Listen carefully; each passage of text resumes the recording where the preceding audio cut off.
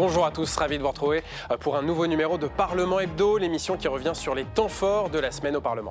Et vous connaissez la formule de Parlement Hebdo, un face-à-face entre un député et un sénateur sur l'actualité. Aujourd'hui, nous accueillons Thomas Ménager. Bonjour. Bonjour, merci député Rassemblement National du Loiret. Vous allez débattre avec Rachid Temal. Bonjour. Bonjour. Sénateur PS du Val d'Oise et président délégué du groupe socialiste au Sénat. Et on reviendra sur la mort de Quentin Derenc, militant identitaire tué dans une rixe avec l'ultra-gauche. La France insoumise est sous le feu des critiques en raison de ses liens avec le mouvement de la Jeune Garde, soupçonné d'être impliqué dans ce drame. Et puis, y a-t-il des millionnaires qui ne paient pas d'impôt sur le revenu dans notre pays? La réponse est oui, comme en attestent les documents de l'administration fiscale obtenus par la Commission des finances du Sénat. Mais d'abord, l'onde de choc provoquée par la mort de Quentin Derenc, c'est un sujet d'Elsa Mondingava.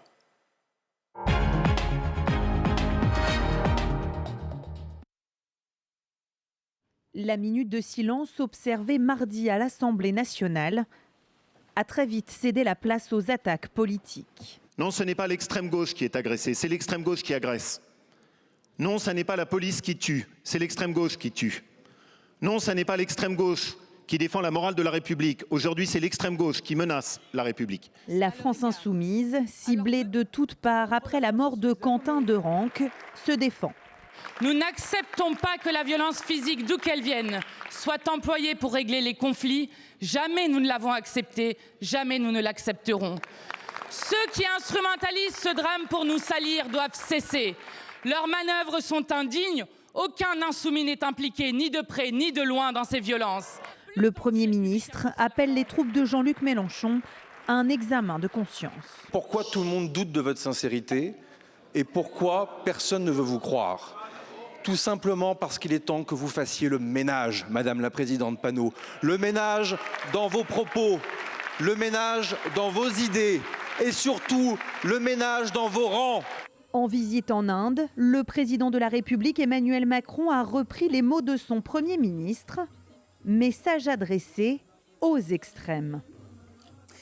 Thomas Ménager, le Rassemblement national n'a pas attendu les premiers éléments de l'enquête, ni même les premières interpellations, pour dénoncer la responsabilité du mouvement de Jean-Luc Mélenchon dans ce drame. Que répondez-vous à ceux qui vous accusent de faire de la récupération politique? Non, mais c'était juste des faits. Enfin, à un moment, la Jeune Garde était connue pour être une milice à la main de la France insoumise, milice qui a été pourtant dissous par le ministère de l'Intérieur. Donc il y avait des éléments probants, il y a déjà eu des condamnations.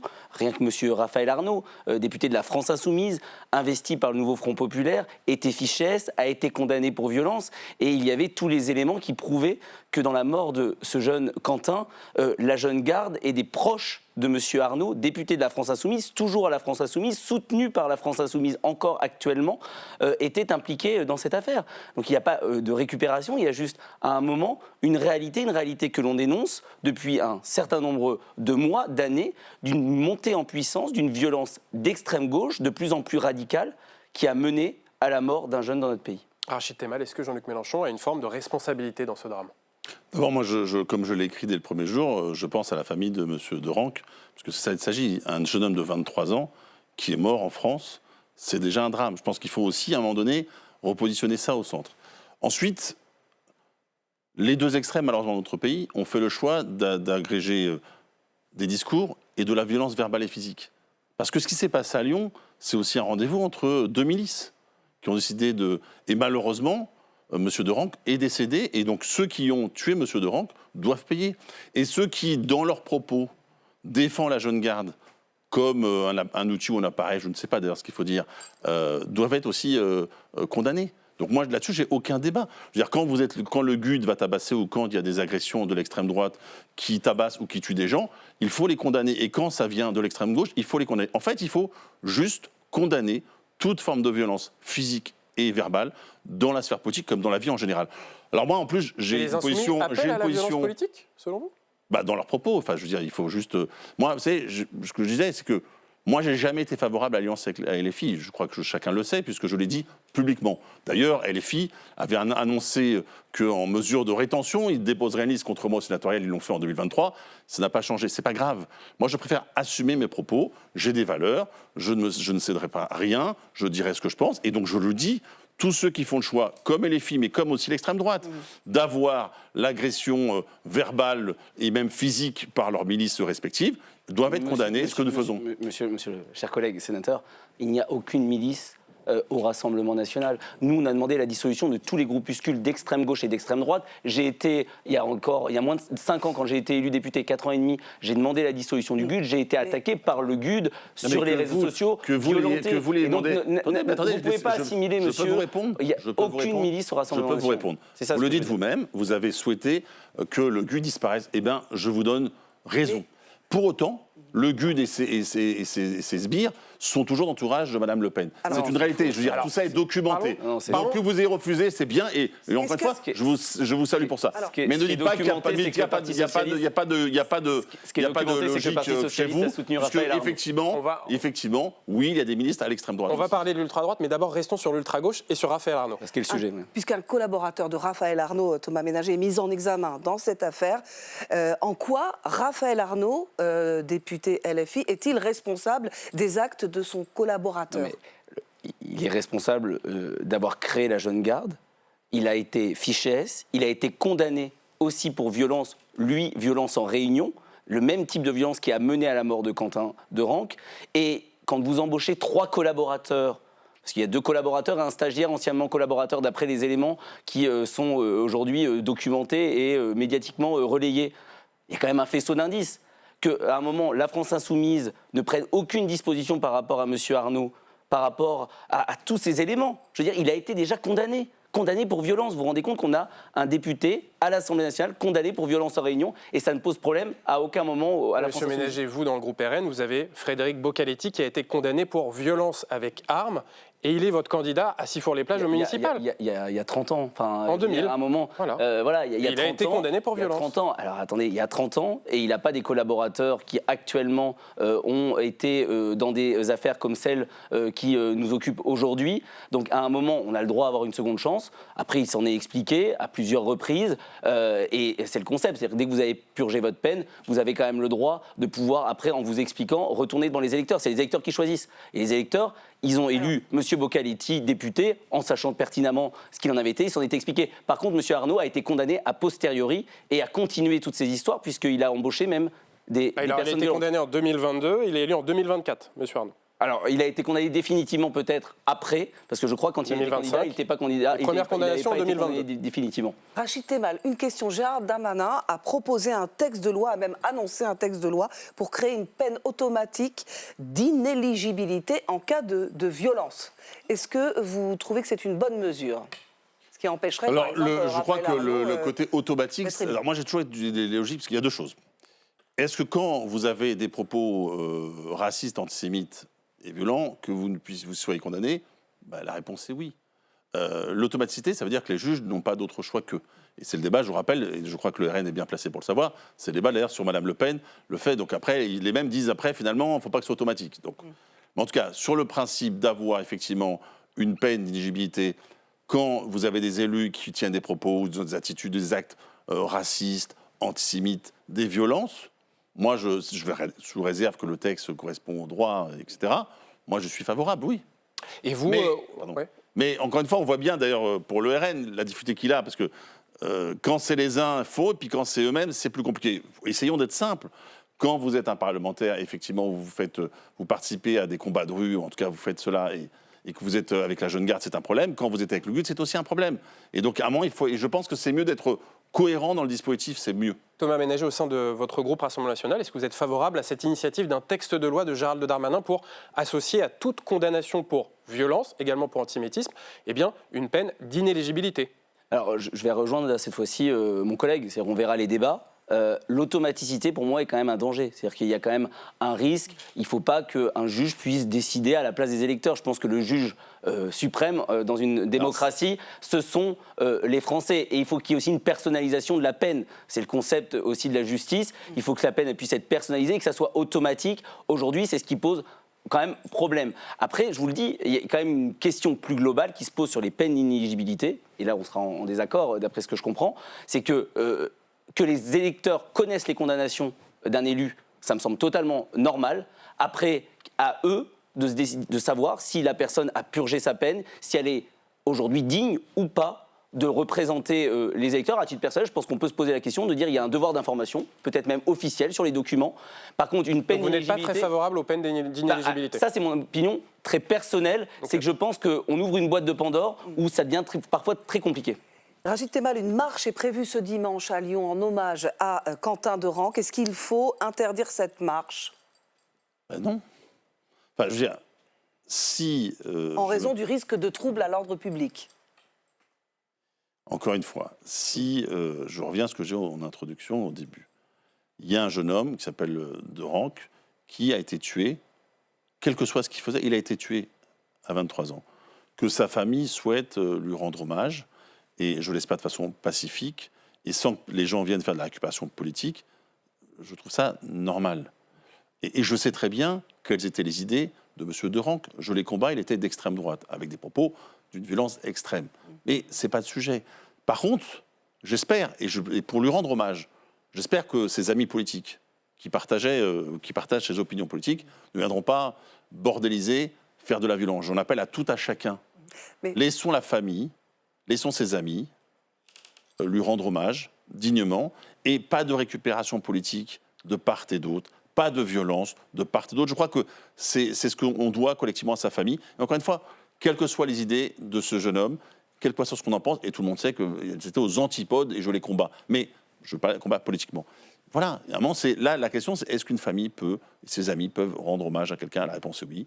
Et c'est la séparation entre l'homme et ses idées, faisons simple. Thomas Ménager, Jordan Bardella demande aux cadres du Rassemblement national, aux élus du Rassemblement national, de ne pas se rendre à cette marche en hommage à Quentin de Ranc. Est-ce que vous comprenez cette consigne du président du parti? Alors, moi, j'appelle de la même manière que mon collègue au calme. C'est-à-dire qu'il y ait des personnes, et c'est normal parce qu'il y a une vive émotion chez les Français, chez les proches, à Lyon notamment, de ce jeune, qu'ils aient envie d'exprimer leur soutien à la famille, ça c'est normal. Après, le rôle des élus, le rôle des parlementaires, c'est de faire la loi, c'est de se poser la question de comment demain on arrive dans notre pays à faire en sorte qu'aucune personne ne puisse mourir pour ses idées.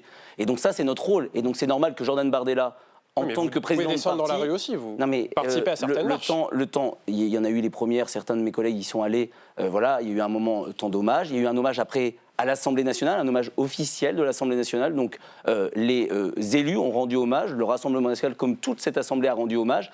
Maintenant, laissons les familles dans leur deuil, accompagnons-les, laissons la justice faire son travail, et nous, politiques, mettons-nous au travail pour se dire comment notre démocratie marche mieux demain.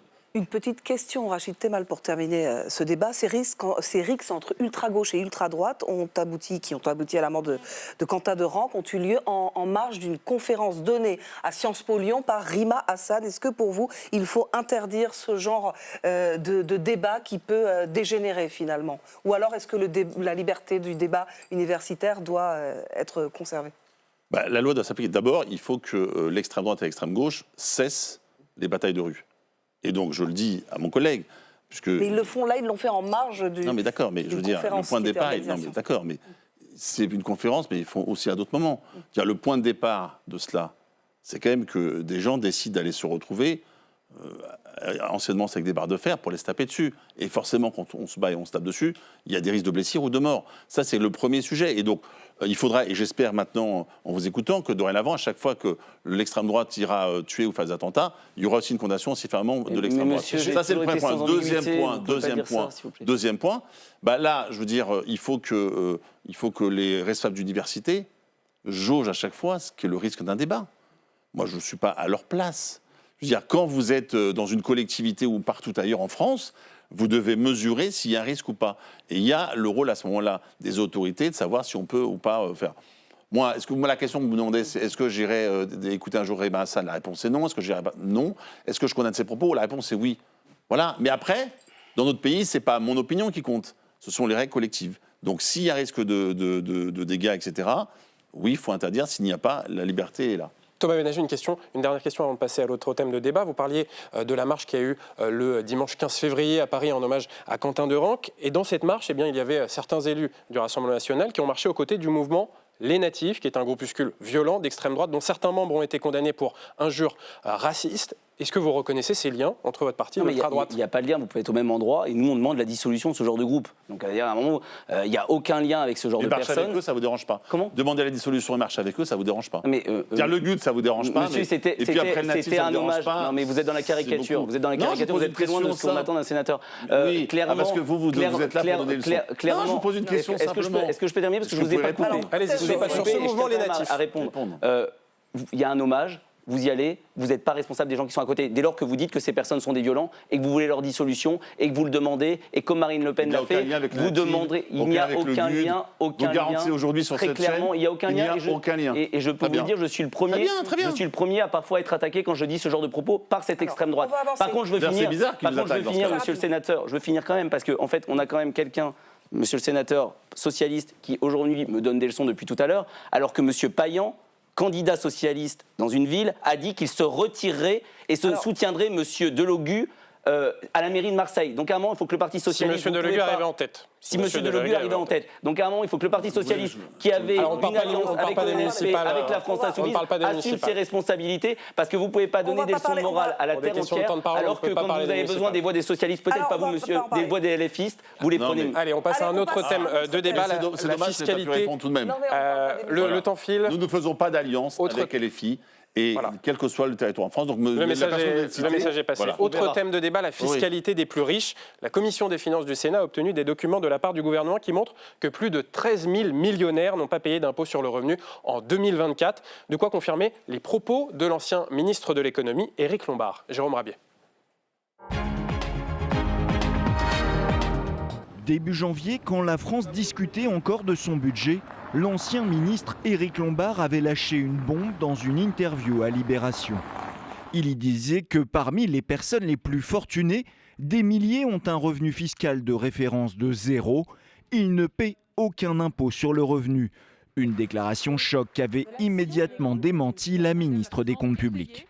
Il n'y a pas de document ou même de réalité qui amènerait une dizaine de milliers de fortunés français à ne payer aucun impôt sur le revenu. Je vous le confirme avec toute la transparence qui est la mienne. Mais les parlementaires de l'Assemblée comme du Sénat ont décidé d'en savoir plus. Pour la Chambre haute, le résultat est sans appel. C'est Éric Lombard qui avait raison.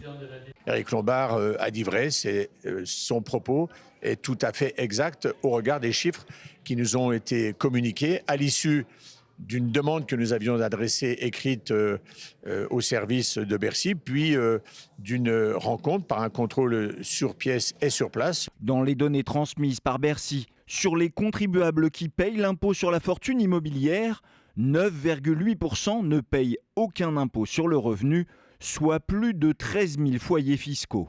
Une réalité rendue possible par plusieurs mécanismes.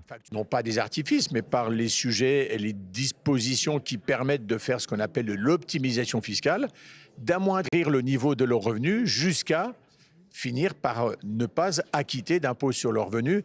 Les sénateurs ne comptent pas en rester là, en exigeant de nouvelles données de Bercy, notamment pour savoir si certains de ces contribuables ont même un impôt négatif, c'est-à-dire que l'État leur verserait des crédits d'impôt malgré leur patrimoine très élevé. Des données qui risquent de rouvrir le débat sur l'imposition des plus fortunés. Rachid Temal, comment vous réagissez à la publication de ces documents alors que la ministre des Comptes publics, Amélie de Montchalin, on l'a entendu, a un peu balayé l'alerte donnée par Éric Lombard? C'est pire que ça, si vous me permettez. Elle n'a pas balayé, elle a dit que c'était faux. Et d'ailleurs, c'est la même Amélie de Montchalin qui est nommée aujourd'hui à la Cour des comptes. Mais elle a menti. Oui, elle a menti. Soit parce qu'on lui a menti, elle n'a pas l'information, soit elle a décidé de mentir volontairement. C'est à elle de nous le dire. Et c'est pour ça que quand elle est nommée à la Cour des comptes, avec mon collègue Thierry Cozic, nous avons déposé une proposition de loi pour justement revenir sur cela et faire en sorte qu'il y ait des normes sur la nomination d'un premier vice-président de la Cour des comptes, parce qu'on voit bien qu'à la fin, c'est Amélie de Montchalin qui va juger du budget de l'État et d'un certain nombre de méthodes. Tout ça est assez abscon.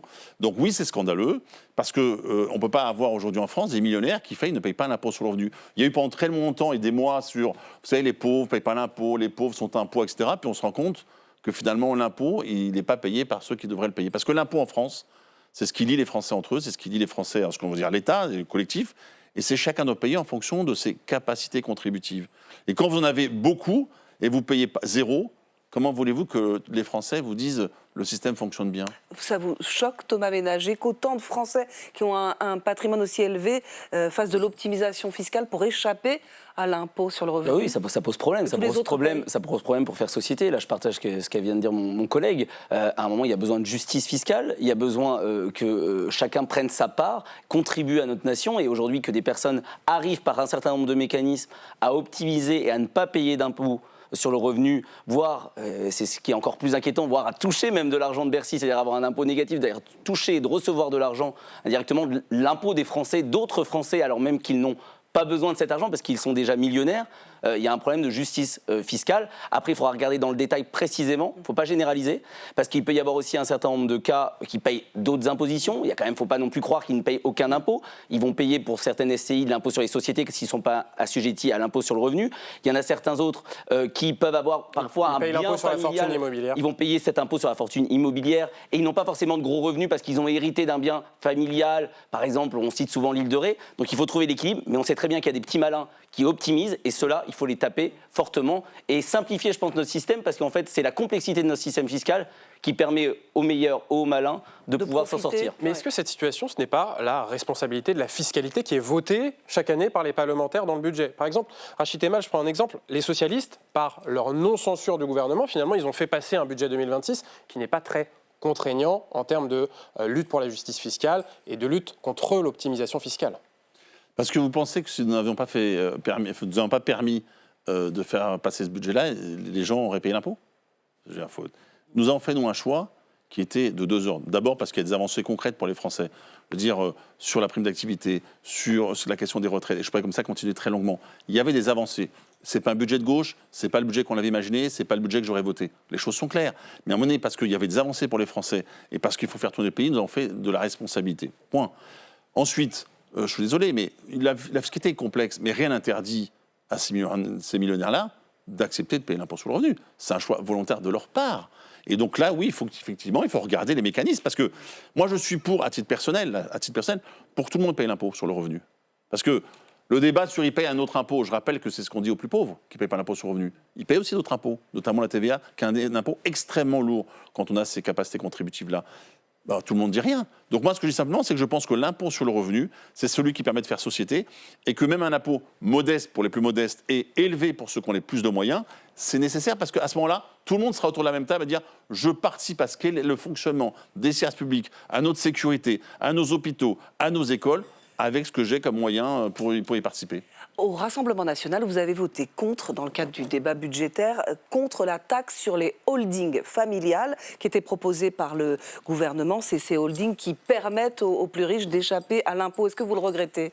Non, mais je dis, parce qu'on n'était pas d'accord sur le dispositif tel qu'il était présenté. Après, on n'a jamais nié qu'il y avait un certain nombre de problématiques et d'optimisation. Je pense qu'on est le pays où il y a le plus d'impôts, le plus de niches, et je pense qu'on doit se mettre surtout au travail pour simplifier, pour rendre ça lisible, parce qu'en fait, quand vous arrivez à jouer sur plusieurs mécanismes, vous arrivez... Qu'est-ce que vous... je dis, il faut arrêter, il faut supprimer, peut-être il faut diminuer la pression fiscale, mais supprimer les niches. On a créé des multiples niches. Pourquoi? Parce qu'on est le pays le plus fiscalisé, on est le pire pays de l'OCDE en termes de fiscalité. Donc en fait, on s'est dit, on fiscalise tellement qu'on va créer des niches, des mécanismes. Et donc on arrive à une situation où il y a certains riches qui aujourd'hui arrivent en cumulant ces avantages, en cumulant ces niches, à sortir de l'impôt. Et donc, il y a une rupture d'égalité devant l'impôt avec certains qui sont bien conseillés. J'entends, mais c'est aussi le base de leur volontariat. Ils décident de jouer à ce jeu-là. Donc, à un moment donné, ce n'est pas juste parce qu'il y a des mécanismes. Ils font le choix de les activer. Rien ne les obligerait. Oui, mais c'est pas illégal, chers collègues. C'est pas illégal. Est-ce que vous m'entendez une seule fois dire le mot illégal? On ne peut pas compter sur la morale uniquement. Je dis qu'à un moment donné, quand certains nous appellent, pour certains capitaines d'industrie, ils touchent beaucoup d'argent, notamment de l'État et des régions, pour l'outil industriel. L'État va aussi faire en sorte que l'université forme des gens, etc. Ils peuvent s'interroger sur leur rapport à tout cela. Et quand je les entends donner des grandes leçons à l'État, aux gens, sur le rapport à la patrie, peut-être peuvent-ils s'interroger. Voilà ce que je dis. À un moment donné, on est en droit de s'interroger, ils sont aussi en droit de s'interroger. Thomas Ménager, quand on voit que dans ce débat budgétaire, encore une fois, sur la question de la justice fiscale, votre groupe a voté pour la suppression de l'impôt sur la fortune immobilière, contre le retour d'un impôt sur la fortune, contre la taxe Zuckman. On a l'impression que la justice fiscale, ce n'est pas la priorité du RN. Alors, nous, on souhaite remplacer l'impôt sur la fortune immobilière par un impôt sur la fortune financière.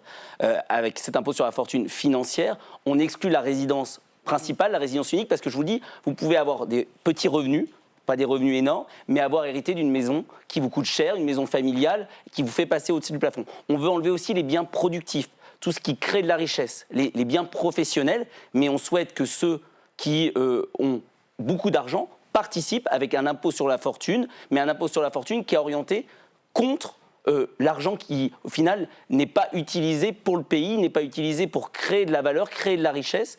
Et donc, c'est cette vision que nous avons, qui est un équilibre, alors même que Emmanuel Macron, lui, a eu un impôt sur la fortune immobilière qui va taper certains Français qui ont parfois même des biens qui, eux, nécessitent des travaux et nécessitent un certain nombre d'investissements. C'est la fin de ce débat. Merci à vous de l'avoir animé. Et on se retrouve la semaine prochaine pour un autre Face à Face. À bientôt.